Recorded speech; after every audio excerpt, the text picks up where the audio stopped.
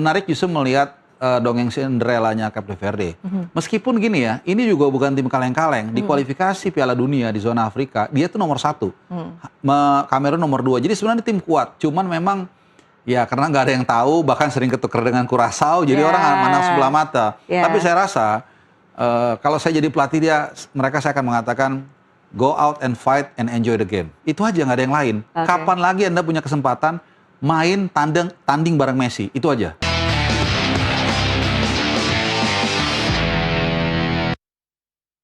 Ya, kembali lagi di NTV Sportcast, masih bersama saya Permatasari Harahap dan rekan saya, sahabat saya semuanya. Pokoknya kalau misalnya ada saya, samping saya ada Haris Pardede, Bu Harpa. Bu Harpa, kita tinggalkan sejenak Brazil dan juga Portugal, tapi kita juga beralih ke timnas Inggris. Comeback-nya juga epic di sini. Keberhasilan Inggris ke babak 16 besar tidak akan bisa dilepas dari peran Harry Kane. 2 gol setelah penaltinya tidak disahkan. Apa catatan untuk sosok Harry Kane kali ini? Karena memang kalau nggak ada Harry Kane ya nggak jadi. Tapi yang menarik itu, babak pertama itu, wah ini kipernya kayaknya megang koin tertentu ini kayaknya. Karena itu digembur habis-habisan, Jude Bellingham juga sudah terbuka peluangnya, tapi nggak masuk-masuk. Luar biasa. Ya, tapi kemudian runtuh juga, skill membedakan, walaupun DR Kongo ini juga cukup banyak dihuni pemain bagus ya. Ada mantan pemain MU, Tuan Zebe, lalu juga ada Wan Bissaka. Ini rata-rata mereka banyak diaspora di Inggris ya, karena banyak sekali pemain-pemain keturunan di Inggris itu roots-nya dari Kongo, tapi ya mereka mungkin seperti Wan Bissaka itu dia menunggu-nunggu sebenarnya dipanggil tim nasional Inggris. Sempat dipanggil tapi kemudian cedera, jadi nggak kedapat kesempatan. Akhirnya dia desperate atau apa, ya udahlah saya balik ke motherland-nya mereka Kongo, dan kelihatan mereka sangat ngelawan juga ya. Di awal-awal mereka sempat mencetak gol. Sempat membuat frustasi juga pasukan Thomas Tuchel ini.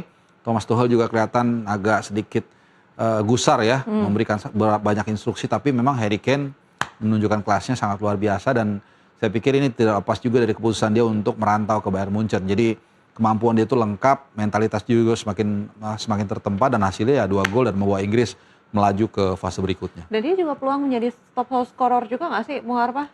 Ya, top skor tetap ya, ada Mbappe, ada kemudian Messi, Harry Kane, 3 pemain ini saya pikir punya peluang. Vinicius juga mungkin ya, walaupun torehan golnya masih di bawah. Kenapa saya katakan 3 pemain ini punya kans yang besar? Karena bicara top skor Piala Dunia bukan hanya individu, tapi juga timnya nih bisa jauh nggak melangkah. Kalau dia sekarang udah sama-sama, misalnya Haaland juga ya, kayak Haaland deh contoh, satu lagi Haaland. Ya. Top scorer sementara. 6-6. Haaland di peringkat sebenarnya nggak beda jauh kan. Tapi kan sejauh mana Norway melangkah. Bukan kita mendahului. Tapi kalau kita bicara kelas, kita bicara probability, potensi, kan paling mungkin jauh kan Argentina, Prancis, Inggris, mungkin Spanyol. Tapi Spanyol sini nggak mengirimkan wakilnya sebagai top scorer. Jadi ya kemungkinan besar ini akan dimiliki pada akhirnya Messi, Mbappe, dan Harry Kane.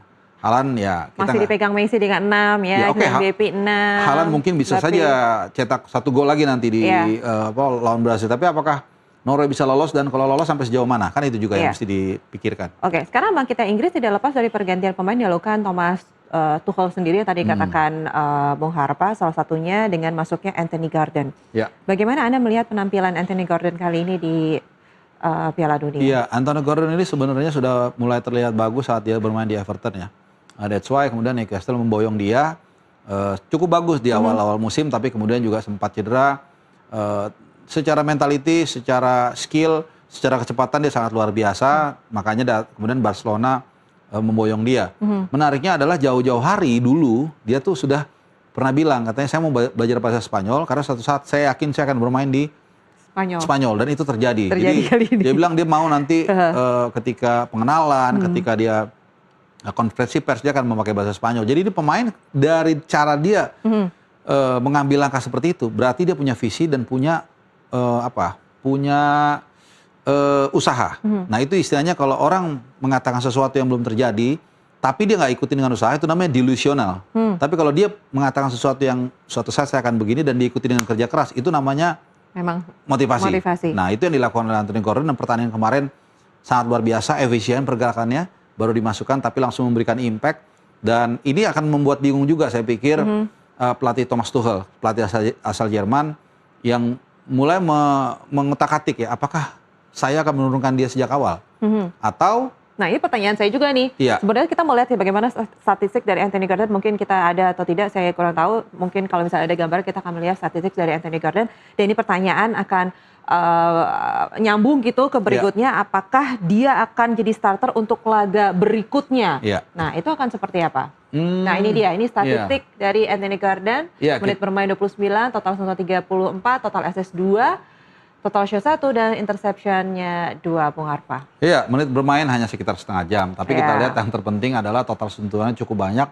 Dan kalau kita lihat secara kasar, total sentuhan 34 ini banyak terjadi di area lawan. Atau minimal setengah lapangan di area lawan. Nah ini yang penting, kalau back bisa aja di 100 kali sentuh, tapi di belakang buat apa kan? Nah, dari sentuhan itu dia berapa kali memberikan ancaman, dan kita lihat ada interceptions. Ini serangan yang berbahaya 2 kali. 1 total shot, dan yang penting adalah dia membuka peluang bagi rekan timnya dengan kita lihat total 2 assist. Jadi ini memang pemain yang saya rasa, kalau feeling saya mengatakan kalau saya jadi Thomas Tuchel, saya nggak akan buang-buang waktu lagi untuk memainkan dia. Dan saya pikir balik lagi dengan mentalitas dia yang berani, sangat visioner, saya rasa dia layak untuk menjadi starter. Ini mengingatkan saya kepada Enzo Fernandez di Piala Dunia Argentina, di Piala Dunia 2022 saat Argentina juara. Enzo itu juga bukan pemain utama di awal-awal, tapi ketika dia tampil bagus dan pelatih Scaloni yakin dia bisa menjadi katalisator bagi Argentina, dia dimainkan sejak pekan kedua atau ketiga ya di babak grup, dan akhirnya dia menjadi pemain utama sampai akhir dan juara. Inggris akan bertemu dengan Meksiko. Nah ini akan seperti apa PR untuk laga berikutnya? Nggak gampang. Nggak gampang karena memang berat sekali melawan Meksiko kali ini. Meksiko punya kualitas dan mereka akan bermain di Azteca di kandang Meksiko. Jadi 50-50 sebenarnya peluang. Mungkin sedikit Inggris ada di atas angin, tapi saya pikir tipis sekali mereka punya peluang untuk maksudnya selisihnya tipis. Tetap diunggulkan Inggris tapi mungkin 5-5, 4-5. Oke, di babak 30 besar ini masih ada 3 pertandingan lagi dan sebagian besar ini sudah masuk di bagan 16 besar sudah terisi. Kita lihat bagannya seperti ini di mana di babak 16 besar sudah sebagian negara menduduki, sudah punya tiket masing-masing untuk melaju ke berikutnya. Ini dia kita lihat di mana bagan 16 besar sudah ada Paraguay bertemu dengan Prancis, Kanada akan bertemu dengan Maroko. Lalu juga Portugal akan bertemu dengan Spanyol, Amerika Serikat dengan Belgia, Brazil dengan Norwegia, Meksiko, Inggris, dan ini masih ada 3 pertandingan berikutnya. Kira-kira untuk prediksi hasil pertandingan selanjutnya akan seperti apa? Ya, ini 3 yang tersisa. Visual bagan 32 besar yang paling jelas nih, yang paling enak nih, enak visualnya. Di kiri sudah selesai, oke, kita juga sudah bahas. Kita akan fokus ke yang babak di kanan bawah. Ya, tentunya ada Australia, Mesir. Australia satu-satunya wakil dari Asia, meskipun mereka tidak terlalu Asia sekali. Ya, baru bergabung 2006 kalau saya nggak salah, KFC baru 20 tahun lah. Kemudian akan menghadapi wakil dari Afrika, ya tentunya Mesir, siapa lagi kalau bukan Mohamed Salah. Menarik akan kita lihat, dan tentunya ada Kolombia dengan Ghana. Ini juga menarik karena wakil CONMEBOL bertemu dengan wakil Afrika. Wakil Afrika sudah semakin sedikit yang tersisa. Saya pikir hanya Maroko bahkan yang yang ada di babak 16 besar. Jadi kita lihat apakah Mesir atau Ghana bisa menambah jumlah pemain atau wakil dari Afrika yang lolos ke babak 16 besar. Dan yang last but not least tentu saja Argentina dan Cape Verde. Kalau orang bilang David dan Goliat, saya pikir ini bukan David dan Goliat, tapi cacing menghadapi beruang ini. Ini hanya negara kecil kepulauan di samping barat Afrika, jadi di Laut Atlantik sebenarnya, negara bekas koloni Portugal akan menghadapi Argentina. Ya, saya pikir. Tapi sekarang pertanyaan gini, dengan Argentina bertemu dengan Cape Verde ini, apakah artinya, saya tidak mau bilang kalau Cape Verde belum tentu bisa mengalahkan Argentina ya, tapi ini dengan pertemuan Argentina dengan Tanjung Verde ini, apakah sepertinya melancarkan Argentina untuk melaju ke babak selanjutnya? Ya, kalau dilihat dari kelasnya, iya. Tapi gini, saya lebih menarik untuk melihat kalau Argentina lawan Cape Verde ya harusnya nggak ada masalah ya Argentina. Dengan segala hormat, saya nggak mau underestimate juga. Tapi menarik justru melihat dongeng Cinderella-nya Cape Verde. Meskipun gini ya, ini juga bukan tim kaleng-kaleng. Di kualifikasi Piala Dunia di zona Afrika, dia tuh nomor 1. Kamerun nomor 2. Jadi sebenarnya tim kuat. Cuman memang ya karena nggak ada yang tahu, bahkan sering ketukar dengan Curaçao, jadi orang mandang sebelah mata. Tapi saya rasa kalau saya jadi pelatih mereka saya akan mengatakan go out and fight and enjoy the game. Itu aja, nggak ada yang lain. Kapan lagi Anda punya kesempatan main tanding bareng Messi, itu aja. Itu suatu pengalaman. Itu udah bangga banget pasti, udah bangga. Saya masih ingat 2022 backnya Kroasia, Josko Gvardiol, dia bilang saya bangga dilewatin Messi. Tuh, jadi buat buat saya siapapun pemenang nanti malam atau subuh nanti, buat saya it's amazing. Udah bisa main sama Argentina di Piala Dunia. Oke, kalau kita lihat bagan 16 besar tadi sebagian ya, kalau misalnya tadi kita masih ingat nih siapa-siapanya. Kira-kira peluangnya, prediksinya mereka siapa saja akan berpotensi untuk masuk ke 8 besar? Ya, Kita boleh lihat lagi nggak? Ya, Lebih jelas lagi. Ya, saya pikir siapa-siapa saja? Dari bagan yang kanan, yang kiri dulu ya, yang karena kiri udah full ya. Saya pikir Prancis ya. Amerika Serikat dan Belgia, saya akan pegang Amerika Serikat. Belgia lawan Senegal itu mainnya sangat buruk sekali menurut saya. Jadi sayang sekali itu sebenarnya Senegal nggak bisa lolos. Jadi Amerika Serikat, Portugal dan Spanyol, saya rasa Portugal. Kanada dan Maroko.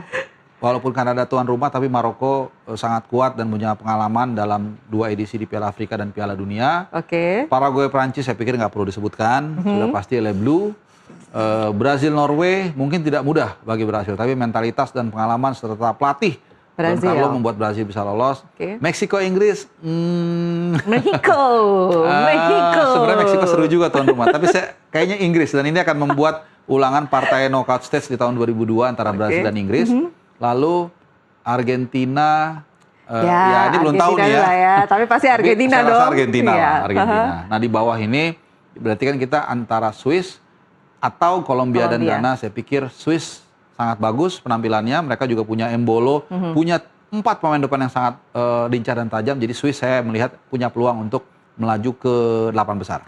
Oke, baiklah. Ini menarik kalau kita bahas Piala Dunia karena masih ada 3 pertandingan lagi di babak 32 besar untuk memesan 1 tiket di babak 16 besar yang nantinya mulai tanggal 5 Juli sudah mulai pertandingan pertama di babak 16 besar menuju 8 besar. Semakin seru. Oke, baiklah. Harpa, terima kasih untuk malam hari ini, semakin seru. Nanti kita ketemu lagi untuk membahas bagaimana jalannya pertandingan di 8 besar. Sehat-sehat ya Harpa ya. Kantong mata nggak boleh makin tebal, nggak boleh kantong matanya yang tebal, tapi dompetnya juga harus tebal.